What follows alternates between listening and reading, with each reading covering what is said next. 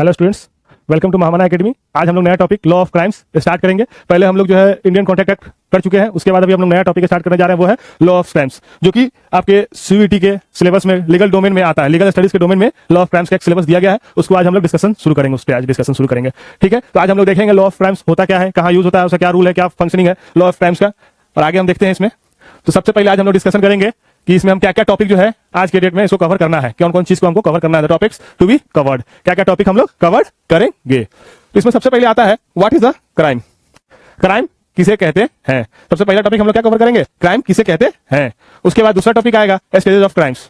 Stages of crimes, crimes का क्या stage होगा, क्राइम्स कैसे कैसे होता है, एक स्टेज होगा ना, हर एक चीज का स्टेज होता है, कैसे कैसे क्या करेंगे तो कब क्राइम बनेगा कब नहीं बनेगा, उसी को कहते हैं हम स्टेज ऑफ क्राइम। उसके बाद आएगा difference between attempt and act. अब अटेम्प्ट और एक्ट के बीच में क्या डिफरेंस होता है, अटेम्प्ट प्रयास, एक्ट किया गया, दोनों में क्या डिफरेंस होता है, इसको हम देखेंगे, इसको कवर करेंगे कि डिफरेंस क्या होगा दोनों के बीच में, अटेम्प्ट और एक्ट के बीच में। उसके बाद आएगा चौथे नंबर पे difference between intention and motive. उसके बाद हम लोग कवर करेंगे कि इंटेंशन और मोटिव में क्या अंतर होता है, इंटेंशन और मोटिव में क्या डिफरेंस है, क्या कवर करेंगे, इंटेंशन और मोटिव में क्या डिफरेंस है। उसके अगला आएगा आपका एलिमेंट्स ऑफ क्राइम, क्या क्या एलिमेंट्स ऑफ क्राइम होता है, एक क्राइम होने के लिए कौन कौन सा एलिमेंट्स की जरूरत है, वो हम देखेंगे। उसके बाद आएगा एलिमेंट्स ऑफ क्राइम में आता है आपका actus reus and mens rea. क्या आता है, actus reus and mens rea. Element of crime का ही पार्ट है वो है actus reus and mens rea. उसके बाद आएगा आपका कैटेगरी ऑफ क्राइम। क्राइम के भी कई तरह के कैटेगरी होते हैं, उसको किन किन कैटेगरी में बांटा गया है इसको हम देखेंगे। कैटेगरीज ऑफ क्राइम में हम यही देखेंगे कि क्राइम्स को कितने तरीके से बांटा गया है, जैसे कि क्राइम अगेंस्ट प्रॉपर्टी होता है, क्राइम अगेंस्ट पर्सन होता है, क्राइम अगेंस्ट ह्यूमन बॉडी होता है, और भी कई तरह के क्राइम होते हैं जिसको हम इसमें कैटेगरी ऑफ क्राइम्स में आगे फर्दर डिस्कस करेंगे। ठीक है, तो अब हम सबसे पहले आज देखेंगे what is a crime, crime होता क्या है, क्राइम किसे कहते हैं।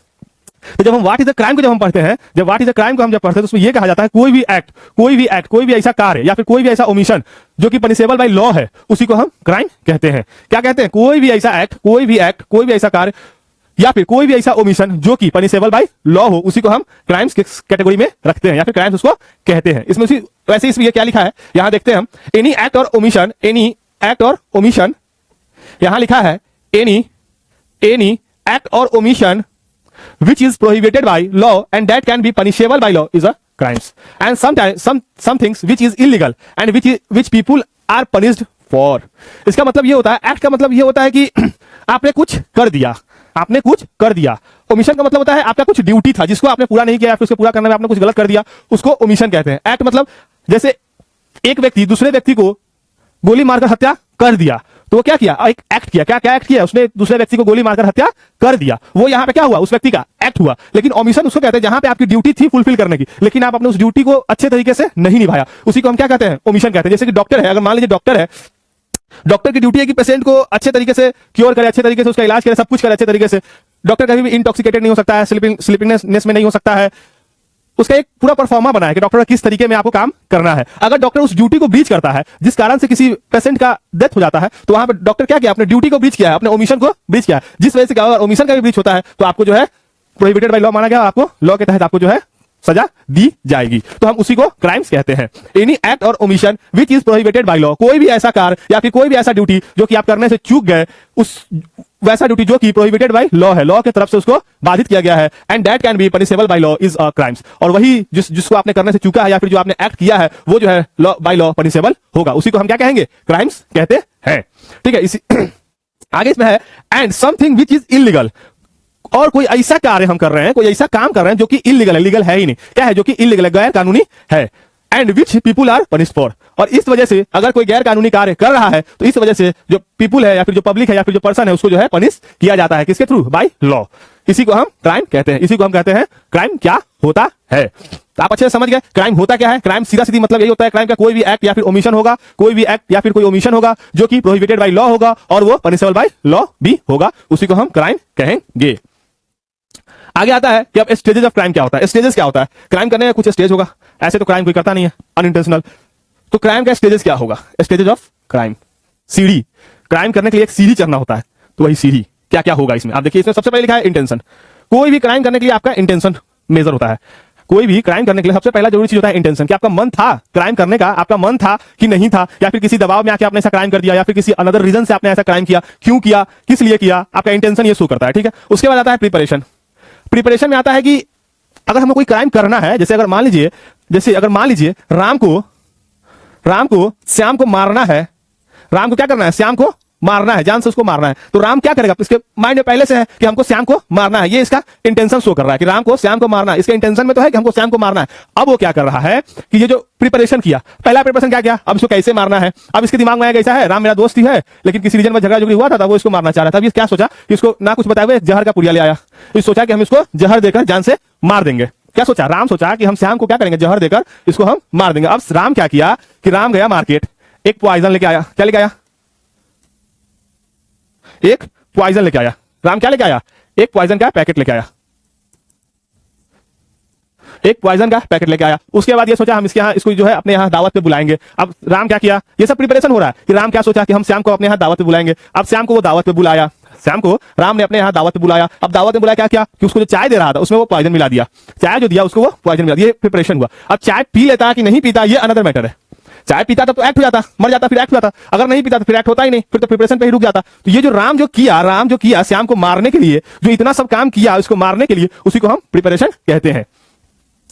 उसके बाद आता है अटेम्प्ट, उसके बाद आता है अटेम्प्ट। अगर मान लीजिए राम पॉइजन मिला के रखा है, सब कुछ करके रखा है कि श्याम अभी आएगा, उसको हम चाय देंगे और वो चाय पी के मर जाएगा, लेकिन हुआ क्या, at the mean time Ram के दिमाग में ये आया कि अरे छोड़ जाने दो, हम नहीं मारेंगे, जाने दो, छोड़ दो, नहीं देंगे चाय, या फिर किसी रीजन से वो पॉइजन नहीं दे पाया। Any reason poison has not been given to the Ram. क्या हुआ, श्याम, राम ने किसी अदर रीजन से श्याम को पॉइजन नहीं दे पाया, या फिर उसका मन चेंज हो गया, फिर कुछ भी हो गया, तो यहां पे अटेम्प्ट नहीं हुआ। यहां पे क्या हुआ, अटेम्प्ट नहीं हुआ, मतलब दे ही नहीं पाया। और जब अटेम्प्ट नहीं हुआ तो क्या ये क्राइम होगा, इसको हम आगे देखेंगे कि जब अटेम्प्ट ही नहीं किया तो क्या यहां पे श्याम मरेगा, श्याम मरेगा ही नहीं। जब अगर अटेम्प्ट कर देता तब तो फिर ये पनिशेबल हो जाता, अटेम्प्ट अगर हो जाता तब तो ये पनिशेबल हो जाता, क्या कि इसने गलती कर दी। अब जब अटेम्प्ट हो जाएगा उसके बाद आएगा लास्ट एक्ट और ऑफेंस। अब मान लो जब राम जो है पॉइजन श्याम को दे दिया, मान लो राम जो है श्याम को पॉइजन दे दिया, अटेम्प्ट कर दिया मतलब दे दिया। अब जब अटेम्प्ट हो गया तब उसके आगे क्या होगा, कोई एक्ट होगा, कोई ऑफेंस होगा, ये मर जाएगा। पॉइजन खा के श्याम मर गया तो क्या हो गया, एक ऑफेंस हो गया, एक एक्ट हो गया। इसके एक्ट की वजह से श्याम की जो है मृत्यु हो गई। उसी तरीके से अब इसमें आगे आता है कि क्या ये चारों चीज जो है, ये जो इंटेंशन, प्रिपरेशन, अटेम्प्ट और जो एक्ट है, कि ये चारों चीज पनिशेबल है। मतलब लॉ ऑफ क्राइम्स में क्या ये चारों चीज और कुछ भी हम इसमें से करेंगे तो वो पनिशेबल माना जाएगा, या फिर कुछ चीज पनिशेबल माना जाएगा, ये भी मैटर आता है। सबसे पहले आता है इंटेंशन जो है नॉट पनिशेबल होता है। अगर राम के मन में बस ये चीज बसा है कि हमको श्याम को जान से मारना है, ये चीज उसके मन में है, ये चीज उसका इंटेंशन है कि हमको श्याम को मारना है, लेकिन वो कुछ किया ही नहीं, आगे प्रिपरेशन भी नहीं किया, अटेम्प्ट भी नहीं किया, एक्ट भी नहीं किया, कुछ भी नहीं किया, तो क्या यहाँ पे राम गिल्टी होगा, नहीं होगा। कहेगा इसके मन में क्या चल रहा है, नहीं चल रहा है, ये हमको या फिर लॉ को या फिर कोर्ट को किसी को नहीं पता है कि राम के मन में इस वक्त क्या चल रहा है। ठीक है, तो इंटेंशन का जो स्टेज होता है, वो पनिशेबल बाय लॉ नहीं होता है जब तक कि वो आगे फर्दर यूज ना किया गया हो। उसके बाद आता है प्रिपरेशन का स्टेज। अब प्रिपरेशन क्या होता है, नॉर्मली तो प्रिपरेशन भी जो है वो पनिशेबल नहीं है। नॉर्मली अगर देखा जाए तो प्रिपरेशन जो है वो भी पनिशेबल नहीं होता है, नॉर्मली प्रिपरेशन जो है वो भी पनिशेबल नहीं होता है, लेकिन कुछ केसेस में प्रिपरेशन भी पनिशेबल होता है। जैसे वार अगेंस्ट कंट्री, अगर आप अपने देश के विरुद्ध अगर कोई षड्यंत्र कर रहे हैं, अगर अपने देश के विरुद्ध कोई विद्रोह करने का या फिर कुछ भी करने का षड्यंत्र कर रहे हैं, या फिर उसका प्रिपरेशन कर रहे हैं कि हम कैसे कैसे करना है, आतंकवादी गतिविधि को अगर आप कर रहे हैं, तो वहां पे वो प्रिपरेशन के स्टेज पे ही वो क्या होगा, क्या हो जाएगा, पनिशेबल हो जाएगा। ठीक है, तो जनरली क्या लिखा है, generally not punishable but in some exceptions it was punishable. Generally जो है पनिशेबल तो नहीं होता। अब जैसे मान लीजिए राम और श्याम का यहाँ पे हमने एग्जांपल लिया था, राम का इंटेंशन था कि हमको श्याम को मार देना है, राम का इंटेंशन था कि हमको श्याम को मार देना है, इंटेंशन नॉट पनिशेबल। अब रही बात प्रिपरेशन की, अब जब प्रिपरेशन किया, वो दुकान गया, मार्केट गया, पॉइजन लेके आया, सब कुछ करके आया, चाय में मिला के भी रखा, सब कुछ करके रखा, लेकिन at the mean time attempt नहीं किया, किसी रीजन बस उसने राम को चाय नहीं दिया, वो जो पॉइजन वाला जो चाय था वो उसको नहीं दिया, तो यहाँ पे राम गिल्टी होगा, नहीं होगा, राम यहाँ पे गिल्टी नहीं होगा, कहे कि वो यहाँ पे अटेम्प्ट नहीं हुआ है। ठीक है, उसके आगे आता है अटेम्प्ट। अब अटेम्प्ट क्या है, अटेम्प्ट जो है वो पनिशेबल ऑफेंस है। अटेम्प्ट क्या होता है, अटेम्प्ट पनिशेबल ऑफेंस होता है। अगर वो अटेम्प्ट कर दिया, अगर वो राम जो है अगर इसको चाय दे देता, अगर इसको चाय दे देता और मीन टाइम इसको किसी चीज से कैसे भी अगर ये पता चल जाता कि राम जो है हमको इस चाय में पॉइजन मिला के दिया है, तो हो सकता है ये नहीं पीता। अब जब नहीं पीता तो इसको पता चल गया कि राम पॉइजन मिला के दिया है, तो यहाँ पे श्याम जो है एलिजिबल है राम के ऊपर अटेम्प्ट का केस फाइल करने के लिए कि ये हमको जान से मारने की कोशिश किया था। क्या किया, कोशिश किया, लेकिन हम किसी कारणवश बच गए। तो यहाँ पे क्या हुआ, अटेम्प्ट के लिए जो है राम पनिशेबल हो जाएगा। क्या हो जाएगा, अटेम्प्ट के लिए राम पनिशेबल हो जाएगा, क्योंकि ये चाय जो है इसने श्याम को दे दिया, इसलिए राम जो है अटेम्प्ट के लिए यहाँ पे पनिशेबल हो जाएगा। उसके आगे आता है एक्ट और ऑफेंस। एक्ट और ऑफेंस मतलब ये तो ऑलवेज पनिशेबल होता है। अब जब चाय दे दिया, अब एक्ट तो ये कर दिया आपने, अटेम्प्ट और एक्ट हो गया इसका। अब जब ये दे दिया चाय, अब श्याम क्या हुआ कि चाय पी लिया, अब चाय जो है श्याम पी लिया, अब हो सकता है श्याम मर जाए, या फिर हो सकता है किसी रीजन बस वो बच भी जाए, ज्यादा पॉइजन ना फैला हो शरीर में, या फिर एट द मीन टाइम वो सही समय से हॉस्पिटल चला गया हो तो हो सकता है श्याम की जीवन बच भी जाए। लेकिन जो एक्ट हुआ, जब चाय पी लिया, जिसकी वजह से इसको तबीयत खराब हुआ, जिसकी वजह से इसको वोमिटिंग हुआ, जिसकी वजह से हॉस्पिटल गया, यहाँ पे ऑफेंस उसी टाइम क्रिएट हो गया, एक्ट जो है क्रिएट हो गया। यहाँ पे राम जो है पनिशेबल हो जाएगा। तो स्टेज ऑफ क्राइम में हमने क्या क्या देखा? इंटेंशन देखा, प्रिपरेशन देखा, अटेम्प्ट देखा और ऑफेंस देखा। सबसे पहले इंटेंशन होना चाहिए, दूसरा प्रिपरेशन होना चाहिए, तीसरा अटेम्प्ट होना चाहिए, चौथा ऑफेंस होना चाहिए। तब जाके आपका एक क्राइम जो है फुलफिल होगा। और क्राइम का मतलब ये नहीं होता है कि हाँ क्राइम में बस आईपीसी पढ़ रहे हैं, इंडियन पिनल कोड पढ़ रहे हैं, बस इंडियन पिनल कोड के तहत ही जो है क्राइम माना जाता है। हमारे देश में बहुत ऐसे अलग अलग भिन्न भिन्न लॉ है, अलग अलग लॉ है जो कि क्राइम के बारे में डिफाइन करते हैं, क्राइम बताते हैं कि कौन कौन सा चीज कहाँ पे क्राइम होगा। ये कोई मैंडेटरी नहीं है कि हाँ हम बस आईपीसी और सीआरपीसी के तहत ही हमको क्राइम में माना जाएगा। और भी बहुत सारे लॉ हैं, जैसे इन्फॉर्मेशन टेक्नोलॉजी एक्ट का लॉ है। अगर आप आईटी लॉ डील करेंगे, अगर आईटी से कुछ रिलेटेड मैटर है तो वो भी क्राइम में आएगा उसके तहत। उसके बाद पॉक्सो एक्ट है, उसका अलग से है, बच्चों के लिए अलग से एक्ट है। तो उसके बाद डोमेस्टिक वायलेंस एक्ट है, अगर महिलाओं के साथ अगर कुछ आप गलत कर रहे हैं तो उसके लिए एक अलग से एक्ट बनाएगा, वो भी पनिशेबल है। तो बहुत तरीके के लॉ हैं जो हमारे देश में जो पनिशेबल बनाए गए हैं। उसके आगे आता है डिफरेंस क्या होता है। अब आगे हम पहले इंटेंशन पढ़े थे, अब इंटेंशन और मोटिव में डिफरेंस क्या होता है। इंटेंशन और मोटिव में डिफरेंस क्या होता है? क्या होता है इंटेंशन और मोटिव का डिफरेंस हमको देखना है कि इंटेंशन क्या होगा और मोटिव क्या होगा। पहले लिखा है मोटिव जब प्रीकर्सर ऑफ इंटेंशन, कभी भी जो मोटिव है वो इंटेंशन के पहले आएगा। मोटिव जो है वो कभी भी इंटेंशन के पहले आता है। Intention refer only to the immediate purpose with which an act is done. Intention जो है एट ए टाइम आता है, इंटेंशन जो है एट ए टाइम आता है। जैसे हमको अगर कोई एक थप्पड़ मारा अचानक बेवजह, तो हम इंस्टेंट उसको रिप्लाई दिए कि हमको मारा तो हम भी मारेंगे, तो ये मेरा इंटेंशन हुआ, ये मेरा क्या हुआ? इंटेंशन हुआ। जैसे ही हमको किसी ने एक थप्पड़ मारा तो हम उसको इंस्टेंट रिप्लाई दिए कि हम भी अब मारेंगे, तुम हमको मारे हो, तो ये मेरा इंटेंशन उसी टाइम क्रिएट हुआ। क्या हुआ? एट ए टाइम मेरा इंटेंशन क्रिएट हुआ कि हमको मारा था, हम कैसे छोड़ रहे, हम भी उसको अब मारेंगे। तो ये इसलिए यहां लिखा intention refer only to the immediate purpose with which an act is done. Immediate purpose से होता है, ये तुरंत हो जाता है। लेकिन वही जो मोटिव है, it is ulterior purpose of the act, previous act. अब मोटिव क्या होता है? मोटिव होता है पहले का किया गया कोई कार्य। मोटिव में आता है पहले कुछ ऐसा हुआ था, जैसे वहां था राम और श्याम में पहले कुछ ऐसा झगड़ा हुआ था, पहले कोई ऐसी बात हुई थी जिसके वजह से राम के दिमाग में ये बस गया था कि हम जो है श्याम को जान से मारेंगे ही। ये राम का क्या था? ये मोटिव था। प्रीवियस एक्ट के लिए जो उसने माइंड में जो बैठा के रखा कि हम राम को मारेंगे, ये उसका मोटिव हुआ। Intention has no emotion. Intention के पास कोई इमोशन नहीं होता है। इंटेंशन जब आदमी का होता है तो उसमें कोई इमोशन नहीं होता है, लेकिन जहां मोटिव होती है वहां इमोशन होता है। Love, fear, हॉटेड। इमोशन में जैसे लव हो जाएगा, फियर हो जाएगा, हॉटेड हो जाएगा। इंटेंशन में कोई इमोशन नहीं होता। हमको कोई मारा अनदर पर्सन, तो हम उसको जानते भी नहीं थे, कुछ नहीं जानते थे, कुछ ना पहचानते थे, हमको वो एक थप्पड़ ऐसे ही मारा, हमने उसके एक थप्पड़ मार दिए, तो वो इंस्टेंट इंटेंशन आ गया, नहीं हम भी मारेंगे, हमको मारा है तो हम भी मारेंगे, तो ये इंटेंशन हुआ, इंस्टेंट आया, इमीडिएट आया। लेकिन जो मोटिव होता है उसमें इमोशन होता है, उसमें पहले से कुछ होता है, जैसे या तो लव होगा, प्यार में धोखा कि हमको प्यार में धोखा दिया है, हम उसको जान से मार देंगे, या फिर डर, फियर, डर है कि नहीं अगर हम ऐसा नहीं करेंगे तो वो हमको मार देगा, डर के वजह से पहले से माइंड प्रिपेयर रहता है कि हमको ऐसा करना है। या फिर हॉटेड, मान लीजिए कोई नफरत, किसी से कोई नफरत कर रहा है, किसी रीजन से कोई किसी से नफरत कर रहा है, तो फिर वो उसको मार देना चाहता है कि हम उसको मार देंगे, हम नहीं छोड़ेंगे। मोटिव में क्या होता है? इमोशन हमेशा लाई करता है, लेकिन इंटेंशन में इमोशन लाई नहीं करता है। उसी तरह आगे आता है, a person commits theft of some biscuits to satisfy his hunger. Here the motive is for a good purpose, namely satisfying his hunger, but his immediate act of theft being with a bad intention is punishable. यहाँ पे ये बोल रहा है कि अगर कोई व्यक्ति उस बिस्किट की चोरी करता है, क्यों चोरी कर रहा है बिस्किट का? वो चोरी कर रहा है किस लिए? अपने हंगर को मिटाने के लिए, अपने हंगर मतलब अपने भूख को मिटाने के लिए। Here the motive is for good purpose. यहाँ पे लेकिन इसका मोटिव क्या था? इसका मोटिव था गुड पर्पस, बैड पर्पस नहीं था। यहाँ पे इसका मोटिव था कि हमको अपना भूख मिटाना है, इसलिए हम चुराए खा लेंगे, मेरे पास पैसा नहीं, हम क्या करें, हमको भूख लगी है बहुत जोर, तो ये अपना गुड पर्पस से यहाँ पे चोरी किया। And namely satisfying his hunger, अपने भूख को मिटाने के लिए। But his immediate act of theft being with the bad intention. यहाँ पे क्या आया? Bad intention. जो इमीडिएट किया वो जो कार्य किया वो बैड इंटेंशन, मतलब यहाँ पे उसका बैड मतलब बुरा कार्य किया, मतलब उसने चोरी किया, इसलिए वो क्या होगा? पनिशेबल होगा। भले से वो अपने भूख को मिटाने के लिए किया था, लेकिन है तो चोरी ही, है तो चोरी ही, तो चोरी है तो चोरी है, मतलब उसको पनिश किया जाएगा। Some action might not have an intention. Every act has some kind of motive. कुछ ऐसे भी एक्शन होते हैं, कुछ ऐसे भी एक्शन होते हैं जिसमें कोई इंटेंशन नहीं होता है। कुछ ऐसे भी एक्शन होते हैं जिसमें उसका कोई इंटेंशन नहीं होता कि नहीं हमको ऐसा करना ही था, हो जाता है, बस गलती से हो जाए, जैसे हो जाए बस हो जाता है। इसलिए यहाँ पे लिखा है some action might not have an intention. Every act of some kind of motive is good or bad. कोई भी एक्ट जो कि मोटिव के तहत किया जा रहा है, मनसा के तहत किया जा रहा है, वो या तो गुड होगा या तो बैड होगा। इसी से हम मोटिव और इंटेंशन में डिफरेंस समझ पाते हैं। अगला है एलिमेंट्स ऑफ क्राइम। अब मोटिव और इंटेंशन के बाद आता है एलिमेंट्स ऑफ क्राइम। अब एलिमेंट्स ऑफ क्राइम क्या होता है? मतलब एलिमेंट्स ऑफ क्राइम में कौन कौन से ऐसे चीजें हैं जिसके मिलने से जो है क्राइम उत्पन्न होगा, एक अपराध उत्पन्न होगा, इसी को हम कहते हैं मोटिव्स ऑफ, ये एलिमेंट्स ऑफ क्राइम। ठीक है, अब इसमें सबसे पहले आता है आपका लीगल मैक्सिम, जो कि हर साल आपके एग्जाम में पूछता है। इनफैक्ट पिछले साल ही पूछा था, उसके पिछले साल भी लीगल मैक्सिम इसके बारे में पूछा था कि क्या होता है ये। तो आप देखिए सबसे पहले उसका लीगल मैक्सिम क्या है एलिमेंट्स ऑफ क्राइम का। एक्टस नॉन फैसिट रियम निसी मैंसिट रिया। actus non facit reum nisi mensit rea. To punish someone for an offense, two things must be coexist.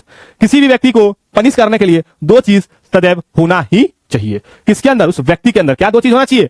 पहला है गिल्टी माइंड और रॉन्गफुल एक्ट। पहला क्या है? Guilty mind. आपका दिमाग में कुछ ऐसा उल्टा पुल्टा होना चाहिए कि हाँ उसको जान से मारना है, उसको मारने का आपके अंदर मनसा होना चाहिए। तो क्या होगा? आपका गिल्टी माइंड। और रॉन्गफुल एक्ट, आपने जो किया वो एक रॉन्गफुल एक्ट। आपने किसी को मारने के लिए जो कोशिश किया, फिर जो अटेम्प्ट किया या फिर किसी को आपने मारा, वो आपका रॉन्गफुल एक्ट था। तो इसी में आता है लीगल मैगजीन। इसको याद कीजिएगा, आप लोग समझ के अच्छे से याद कीजिए। ये जो है आपको हर साल इसमें से बच्चों पूछा जाता है। इस लीगल मैगजीन को हर साल पूछा जाता है। पिछले बार ही पूछा गया था, उसके पिछले बार ही पूछा गया था। इनफैक्ट 2-3 साल से लगातार, 2 साल से लगातार इसको पूछा जा रहा है। तो क्या लिखा है? एक्टस नॉन फैसिट रियम, एक्टस नॉन फैसिट रियम निसी मेंसिट रिया। इसका मतलब है to punish someone for an offence, two thing must be coexist. पहला है गिल्टी माइंड और रॉन्गफुल एक्ट। अब आगे आता है एक्टस रियस। क्या होता है एक्टस रियस? इसी का है actus reus. Any act which is forbidden by law. हम कोई ऐसा एक्ट कर रहे हैं, हम कोई ऐसा एक्ट कर रहे हैं जो कि फॉरबिडन बाय लॉ है। लॉ से उसको फॉरबिड किया गया, लॉ उसको रोकथाम कर रखा है। ऐसा एक्ट आपको नहीं करना है। अगर फिर भी हम वो एक्ट कर रहे हैं तो वो आएगा एक्टस रियस में। ठीक है, कोई ऐसा कार्य जो लॉ फॉरबिड किया है, लॉ मना किया है करने से, हम फिर भी कर रहे हैं तो हम क्या होंगे? पनिशेबल होंगे।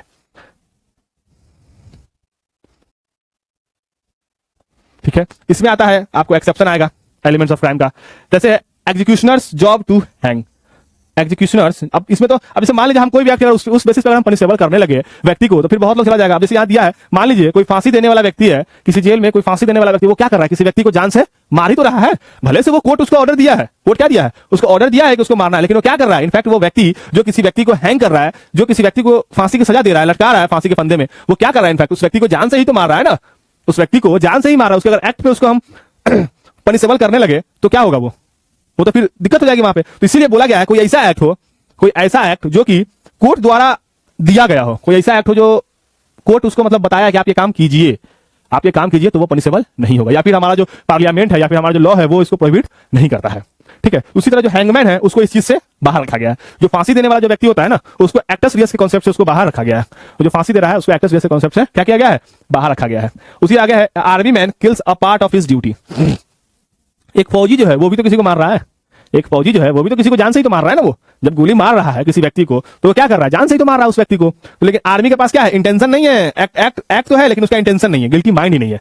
एक्ट तो है कि हाँ उसको जान से मार रहा है वो, लेकिन माइंड में कुछ गिल्टी नहीं। उसी तरह हैंगमैन का है, उसको लटका तो रहा है फांसी के फंदे पर, लेकिन उसका माइंड में कुछ नहीं चल रहा है कि हाँ हमको इसको जान से मारना है, मेरा पहले का दुश्मनी है, हमको कोर्ट बोला है तो हम इसको बस लटका रहे हैं, ये मेरा ड्यूटी है, ये मेरा ड्यूटी है, हम इसको फुलफिल कर रहे हैं। तो वहां पर वो पनिशेबल नहीं होगा। उसी तरह आगे आता है मेंसरिया। मेंसरिया का मतलब होता है गिल्टी माइंड। क्या होता है गिल्टी माइंड? मतलब बैड इंटेंशन। आपका दिमाग में ही कुछ उल्टा पुल्टा चल रहा है, मतलब आपका गिल्टी माइंड है, आपको मन ही था कि हम ऐसा कुछ करें।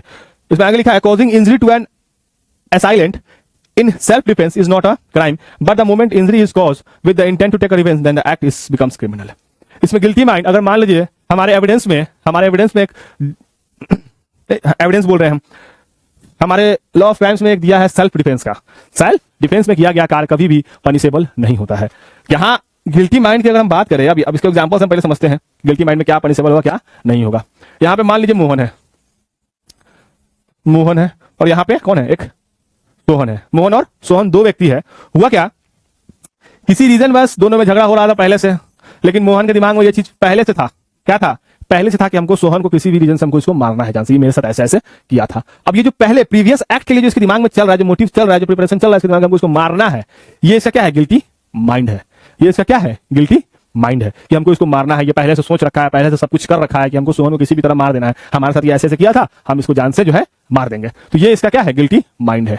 लेकिन वही अगर मान लीजिए कुछ ऐसा होता है, सोहन को ना ये जानता है ना मोहन को ये जानता है, कुछ ऐसा होता है कि सोहन डकैत है या फिर कोई भी क्रिमिनल्स है, वो क्या करता है? मोहन पे अटैक करता है। वो क्या करता है? मोहन पे अटैक करता है। अब मोहन के मन में हमको मारा है तो हम भी जान से मार देंगे, जान से मार देंगे। गिल्टी हुआ माइंड में, क्या आया? माइंड में गिल्ट आया कि हम इसको अब जान से मार देंगे। अब उस वक्त सोहन इस पे गोली चलाती, ये भी क्या किया? राउंड में 2-3 राउंड फायरिंग कर दिया। अब सोहन को गोली लग गया। अब जब गोली लग गया तो यहाँ पे ये हुआ कि सेल्फ डिफेंस में मारा गया है, इसलिए क्राइम नहीं होगा। यहाँ पे गिल्टी माइंड इंस्टेंट आया था।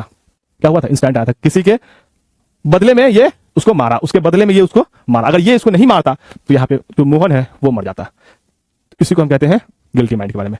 And but the moment injury is caused with the intent to take revenge. लेकिन जिस टाइम हमारे अंदर ये रहेगा कि हमको उस व्यक्ति से रिवेंज लेना ही है, रिवेंज मतलब हमको बदला जो है लेना ही है, इंस्टेंट नहीं बना, हमको पहले से माइंड में चल रहा था कि नहीं हम तो बदला लेंगे, हम छोड़ेंगे नहीं आपको, हम क्या करेंगे, हम आपसे बदला लेके ही रहेंगे, तब क्या होगा, वो क्राइम बन जाएगा या फिर बिकम्स क्रिमिनल। वहां पे वह व्यक्ति क्या बनेगा, क्रिमिनल बन जाएगा। तो इसी का है एलिमेंट्स ऑफ क्राइम, हम इसी को कहते हैं। तो एलिमेंट्स ऑफ क्राइम में मेन चीज क्या है, एक्टस रियस और मेंस रिया। ठीक है, इसको आप अच्छे से याद कीजिएगा, अच्छे से इसको आप पढ़िएगा, कहे कि आपको हर साल एग्जाम में पूछा जाता है। एक्टस नॉन फैसिट रियम निसी मेंसिट रिया, ये लीगल मैगजीम है, ठीक है, जिसपे पूरा आईपीसी बेस्ड है। मेन चीज तो यही है आईपीसी का, मेन चीज तो यही दो चीज है, दो एलिमेंट है जो मेन है। कैटेगरी ऑफ क्राइम, अब आगे हम देखेंगे कैटेगरी ऑफ क्राइम क्या होता है, क्राइम कितने प्रकार के होते हैं, क्राइम का कुछ होगा ना, क्राइम कहाँ कहाँ किसको किसको हम क्राइम कहेंगे क्या। तो कैटेगरी में हम इसको 4 भाग में बांटते हैं कैटेगरी ऑफ क्राइम को। कैटेगरी ऑफ क्राइम को हम कितने भाग में बांटते हैं, कैटेगरी ऑफ क्राइम्स, इसको हम कितने भाग में बांटेंगे, इसको हम 4 भाग में डिवाइड करेंगे। पहला आता है white collar crime. White collar crime क्या होता है, आप लोग के हिसाब से व्हाइट कॉलर क्राइम क्या होता है, ये सोचिए आप। व्हाइट कॉलर क्राइम क्या होता है आप लोग अपने हिसाब से सोचिए पहले कि व्हाइट कॉलर क्राइम क्या होता है। ठीक है, व्हाइट कॉलर क्राइम उसको कहते हैं, व्हाइट कॉलर क्राइम उसको कहते हैं जब कोई ऐसा क्राइम जो कि हायर क्लास ऑफ पीपल की तरफ से किया गया हो। और ये नहीं हायर क्लास ऑफ पीपल की तरफ से क्या होता है, ये नहीं कि मर्डर हो गया, चोरी हो गया, डकैती हो गया, लूटपाट हो गया, ये नहीं आता है व्हाइट कॉलर क्राइम में। व्हाइट कॉलर क्राइम में कभी भी आएगा तो हायर क्लास ऑफ पीपल क्या चीज का चोरी करेगा। अब जो मुकेश अंबानी है वो किस चीज का चोरी करेगा, धीरू भाई अंबानी किस चीज का चोरी करेगा, वो ऐसा क्या कार्य करेगा जो कि क्राइम की कैटेगरी में आएगा। ठीक है, तो वो होता है इकोनॉमिक ऑफेंस करेगा, देश का इकोनॉमिक ऑफेंस, पैसा लेके भाग जाएगा, तो वो होगा व्हाइट कॉलर क्राइम। क्या होगा, जैसे विजय माल्या क्या किया, देश का कई हजार करोड़ रुपया लोन लिया पहले अपने किंगफिशर के नाम पे, अपने कंपनी के नाम पे, और वो क्या किया, सारे पैसे को लेके उसने रफू चक्कर हो गया, विजय माल्या देश छोड़ के भाग गया, भगोड़ा हो गया। तो वो क्या किया, देश का पैसा लेके कहीं और भाग गया। क्या किया, देश का पैसा लेके कहीं और भाग गया। तो विजय माल्या क्या था, हायर क्लास ऑफ पीपल से बिलोंग करता था। विजय माल्या क्या था, हायर क्लास ऑफ पीपल से बिलोंग करता था। जो हायर क्लास ऑफ पीपल होगा, जो हायर क्लास ऑफ पीपल होगा और कोई भी अगर इकोनॉमिक ऑफेंस करता है तो वो व्हाइट कॉलर क्राइम में होगा। काहे कि जो हायर क्लास ऑफ पीपल होगा बहुत कम ही जो है वो नॉर्मल ऑफेंस करेगा। जिसके पास पैसा बहुत है वो नॉर्मल ऑफेंस बहुत कम ही करता है, वो जो भी ऑफेंस करता है वो इकोनॉमिक के रिलेटेड ही, करेंसी के रिलेटेड ही ऑफेंस करेगा। उसी तरह अगला आता है क्राइम अगेंस्ट पर्सन। अब कोई व्यक्ति है उसके खिलाफ भी तो हो सकता है, अब कोई व्यक्ति है उसके खिलाफ भी तो क्राइम हो सकता है, जैसे कि मर्डर आता है, किडनैपिंग आता है, रेप आता है, ये क्या है, क्राइम अगेंस्ट पर्सन है। अगर कोई व्यक्ति किसी व्यक्ति को जान से मार दे रहा है तो क्या कर रहा है, एक व्यक्ति को ही तो जान से मार रहा है, पर्सन को ही तो जान से मार रहा है, तो वो क्राइम अगेंस्ट पर्सन या फिर ह्यूमन बॉडी या फिर पर्सन। मर्डर कर देना, किसी को किडनैप कर लेना, रंगदारी मांगना किसी से, किसी का रेप कर देना, ये सब क्या होता है, क्राइम अगेंस्ट पर्सन में आता है, किसी ह्यूमन बॉडी के खिलाफ कोई भी किया जाने वाला अकृत कार्य। ठीक है, उसके बाद आता है क्राइम अगेंस्ट प्रॉपर्टी। अब जब पर्सन होगा तो प्रॉपर्टी के खिलाफ भी कोई क्राइम हो सकता है, जमीन जत्था प्रॉपर्टी, कोई भी प्रॉपर्टी हो सकता है। प्रॉपर्टी में जरूरी है कि जमीन ही आएगा, मतलब लैंड ही आएगा, बहुत तरह का चीज आता है। अब प्रॉपर्टी में आपका ये पेन भी आता है, प्रॉपर्टी में आपका बुक भी आता है, आपका घर भी आता है, आपका जमीन भी आता है, आपका बोतल भी आता है, कोई भी चीज प्रॉपर्टी में आता है, बहुत सारी चीजें हैं प्रॉपर्टी में आते हैं। अब उसमें प्रॉपर्टी में क्या आएगा, थेफ्ट होगा, रॉबरी होगा, डकैती होगा। थेफ्ट कैसे प्रॉपर्टी में आएगा, वो इसलिए आएगा कि जब कोई व्यक्ति मेरा ये पेन मेरे बिना परमिशन के अगर मेरे पोजीशन से लेके चला जाता है, ये पोजीशन किसके पास था, मेरे पास था, इस पेन का पोजीशन मेरे पास है, अभी हम रखे हुए ये पेन, इस पेन का पोजीशन मेरे पास है। अगर कोई व्यक्ति आता है, मान लो राम आया और मैं अनकॉन्शियस था, किसी रीजन से मैं घर पे नहीं था, मैं कहीं गया हुआ था, तो मेरे लिए ये मेरा प्रॉपर्टी है, मेरा सामान है ना भाई, मेरे लिए मेरा प्रॉपर्टी है। और राम क्या किया, मेरा पेन चुपचाप उठा के लेके चला गया, और मैंने कैमरा में देखा, रिकॉर्डिंग में कि राम जो है मेरा पेन लेके जा रहा है, तो वो क्या किया, मेरे पेन का चोरी किया है, मेरे पेन का चोरी किया है। उसके बाद उसी तरह रॉबरी होता है, उसी तरह डकैती होता है। अब रॉबरी और डकैती में अंतर समझना यहां जरूरी है। क्या है रॉबरी और डकैती में अंतर, क्या होता है, रॉबरी उसको कहेंगे जब 5% से कम होगा, इसको हम रॉबरी कहेंगे। लेकिन डकैती किसको कहेंगे, जब यह 5% हो जाएगा, अर्थात इसको कम करना है, मतलब 4। रॉबरी में कभी भी 4 आदमी होगा, एक दो, मतलब 1 से ज्यादा होना चाहिए और 5 से कम होना चाहिए, मतलब 2 3 4 होना चाहिए, तो वो क्या होगा, रॉबरी की श्रेणी में आएगा। रॉबरी मतलब लूटपाट, और डकैती मतलब डकैती कर लिया है, घर पे आके पूरा सामान लेके चला गया है, तो वहां कम से कम 5 व्यक्ति होना चाहिए। अब मान लीजिए 4 व्यक्ति गया कहीं चोरी करने, उसका इंटेंशन ये था कि हम जा रहे हैं चोरी करके आएंगे, उसको थोड़ी पता रॉबरी और डकैती क्या होता है। वो 4 व्यक्ति गया, घर से निकला 4 व्यक्ति, जा रहा है कहीं लूटपाट किया, कहीं उदंग मचाया, कहीं लूटपाट किया, सामान लूट लिया, तो वहां पे जब वो 4 व्यक्ति था तो वहां पे वो किस कैटेगरी में आएगा, वो आएगा रॉबरी कैटेगरी में। काहे कि वहां पे 4 व्यक्ति ही था, लेकिन अब वो घर से निकला 4, लेकिन जाते जाते उसका कोई संगतिया साथी मिल गया, वो हो गया 5 6 7 जो भी हो सकता है वो हो गया। अब कहीं गया, वहां उसने लूटपाट किया, सामान वाले के भागा, तो वो क्या होगा, डकैती की श्रेणी में आएगा। जैसे ही 4 से बढ़ के 5 हुआ, डकैती हो जाएगा, 4 होगा रॉबरी होगा। आपके एग्जाम में कई बार पूछा है कि अगर 5 आदमी कहीं जा रहा है चोरी करने कोई अगर 5 आदमी कहीं जा रहा है चोरी करने तो वो क्या कहा जाएगा? उसमें आपको ऑप्शन देगा थेफ्ट, रॉबरी, डकैती, नन ऑफ दीज। अगर 4 आदमी जा रहा है तो रॉबरी हो जाएगा, सीधा सीधी मतलब है। हाँ, तो अगर यहाँ पे 4 आदमी जाएगा तो क्या होगा? रॉबरी हो जाएगा। लेकिन वही एट अ मीन टाइम अगर वहां पे 5 व्यक्ति हो जाएगा तो ये क्या बन जाएगा? डकैती बन जाएगा। तो ऑप्शन आप ध्यान से पढ़िएगा, ध्यान से क्वेश्चन पढ़ के तब आंसर आप लोग एग्जाम में मारिएगा। अगर 5 व्यक्ति बोलेगा तो डकैती मारिएगा, 5 से कम बोलेगा, लेस देन 5 बोलेगा तो रॉबरी होगा। उसी तरह अगला आता है कैटेगरी ऑफ क्राइम में क्राइम्स अगेंस्ट मोरालिटी। क्या आता है? Crime against morality. अब इसमें क्या होता है? क्राइम अगेंस्ट मोरालिटी मतलब किसी के दिल का मतलब मोरालिटी, उसका मोरल ठोस पहुंचाया जा रहा है, उसको मोरली उसको ठेस पहुंचाया जा रहा है, उसको जान से भी नहीं मारा जा रहा, उसका प्रॉपर्टी भी नहीं लेके जाया जा रहा, लेकिन उसको मोरली ठेस पहुंचाया जा रहा है। तो पहला होगा प्रोस्टिट्यूशन या फिर ड्रग ट्रेड। कोई अगर ड्रग्स बेच रहा है तो वो एक कैटेगरी ऑफ पीपुल्स के जो मोरल है उसको वो ठेस पहुंचा रहा है, तो वो क्या होगा? क्राइम होगा। अगर कोई प्रोस्टिट्यूशन चला रहा है, जैसे सेक्स रैकेट वगैरह जो चलता है, जो हर जगह आप देखते हो सेक्स रैकेट वगैरह जो चलता है, वो क्या करता है? पब्लिक पॉलिसी के खिलाफ है, वो लोगों के मोरालिटी के साथ ही तो खेल रहा है।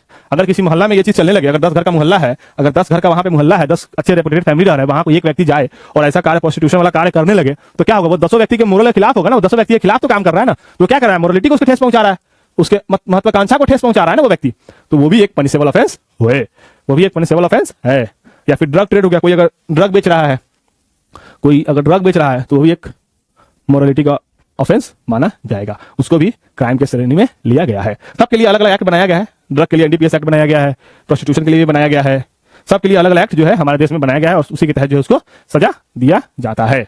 ठीक है, अब आगे हम लोग देखते हैं अगला क्या है। अगला आया है क्वेश्चन। अब हम लोग कुछ क्वेश्चन लगाते हैं इससे related. Which of the following is not a crime?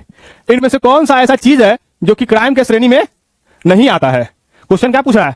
इनमें से कौन सा ऐसा चीज है, कौन सा ऐसा एक्ट है जो कि क्राइम के श्रेणी में नहीं आता है, जिसको कि हम क्राइम नहीं, which of the following is not a crime? क्या है? नॉट अ क्राइम, क्राइम के श्रेणी में नहीं आता है। ऑप्शन क्या क्या दिया है? ऑप्शन दिया है रॉन्गफुल एक्ट है, रॉन्गफुल ओमिशन है, मोरल रॉन्ग है और नॉन ऑफ दीज है। जैसा कि हम आपको शुरू में पढ़ाए हैं, रॉन्गफुल एक्ट क्या होता है? कोई गलत काम। रॉन्गफुल ओमिशन, कोई आपका ड्यूटी था जो कि आप उसको परफॉर्म नहीं किए। कोई मोरल रॉन्ग है, कोई ऐसा आप काम किए जो कि मतलब कोई मोरालिटी के खिलाफ था, मोरल रॉन्ग था, मतलब वो काम आपको नहीं करना था, लोगों के मन को ठेस पहुंचाया आप, तो वो मोरल रॉन्ग के बीच आता है। तो इसमें सबसे पहले आता है कौन ऐसा कार्य है जो क्राइम की श्रेणी में नहीं आएगा? इसका आंसर होगा नन ऑफ दीज। पूछे क्यों? क्यों होगा इसका आंसर नन ऑफ दीज? इसलिए होगा कि जो रॉन्गफुल एक्ट है, कोई भी ऐसा एक्ट या ओमिशन होगा जो कि पनिशेबल बाय लॉ होगा तो वो क्राइम की श्रेणी में आएगा। कोई भी रॉन्गफुल ओमिशन है तो वो भी आएगा क्राइम की श्रेणी में। कोई भी मोरल रॉन्ग है, क्राइम अगेंस्ट मोरालिटी, तो वो भी क्या होगा? क्राइम की श्रेणी में आएगा। अगला क्वेश्चन है आपका, which of the stages of crime is not made punishable? इनमें से कौन सा जो स्टेजेस ऑफ क्राइम है, ये 4 स्टेजेस ऑफ क्राइम हम आपको पढ़ाए थे, इनमें से कौन सा ऐसा है जो पनिशेबल नहीं होगा? लॉ ऑफ क्राइम्स के तहत क्या होगा? पनिशेबल नहीं होगा। पहला लिखा है इंटेंशन, दूसरा अटेम्प्ट, तीसरा प्रिपरेशन, चौथा एक्ट और ओमिशन। क्या लगता है आपको इसका आंसर क्या होगा? इनमें से कौन सा जो स्टेज है वो पनिशेबल नहीं है? क्या लगता है आपको इसका ऑप्शन? इसका ऑप्शन होगा इंटेंशन। इंटेंशन जो है कभी भी पनिशेबल बाय लॉ नहीं होता है। अब आगे पूछा है which of the following is not a part of stages of crime? इनमें से कौन सा स्टेज ऑफ क्राइम का पार्ट नहीं है? इनमें से कौन सा स्टेज ऑफ क्राइम का पार्ट नहीं है? तो हम आपको पहले ही बताए थे, पहला इंटेंशन होगा। क्या होगा? पहला इंटेंशन, दूसरा प्रिपरेशन,